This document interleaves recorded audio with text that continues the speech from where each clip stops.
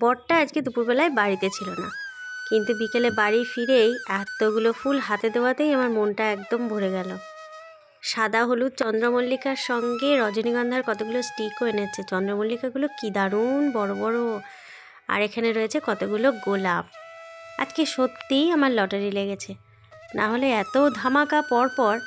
আর রান্নাঘরে এনে রেখেছে এই দেখুন, ওর এক বন্ধুর আত্মীয়র বাড়ি গেছিল খেজুরের গুড় আনতে, আর তাদের জমির সবজিগুলো আমাদের উপরই পাওনা হয়েছে।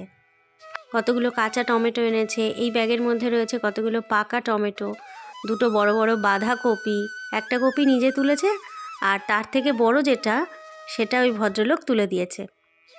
জমির টাটকা এরকম সবজি বাড়িতে আসলে কী যে ভালো লাগে।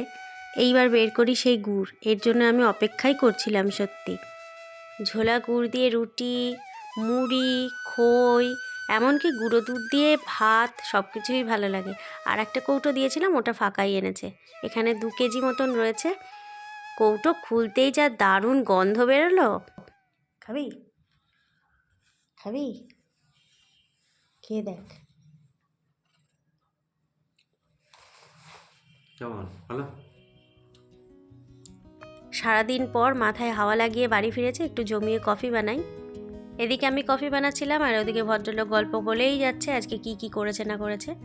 2 কাপ কফি খেতে খেতে ওই জমির ভিডিওগুলো দেখি, ফুলবাগানের ভিডিওগুলো দেখি, ততক্ষণে আপনাদের সঙ্গেও ক্লিপসগুলো ওর ফোন থেকে শেয়ার করি। কফিটাও বানিয়েছি আজকে দুর্দান্ত, ঘন দুধ দিয়ে একদম কড়া করে কফি।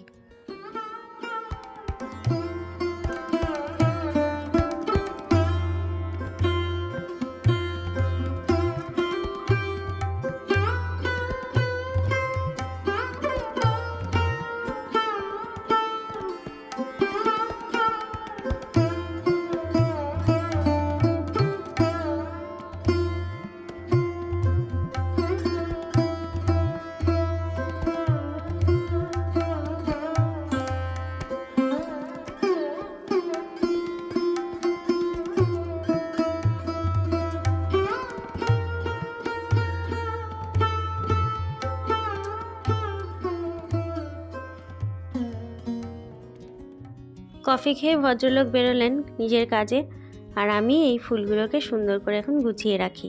এটা একটা ইনডোর প্লান্ট হোল্ডার।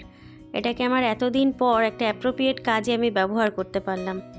আজকে আমার সত্যিই ভালো একটা প্রাপ্তিযোগ ছিল, যার কারণে এত সুন্দর সুন্দর জিনিস আমি ঘরে বসে পেয়ে যাচ্ছি।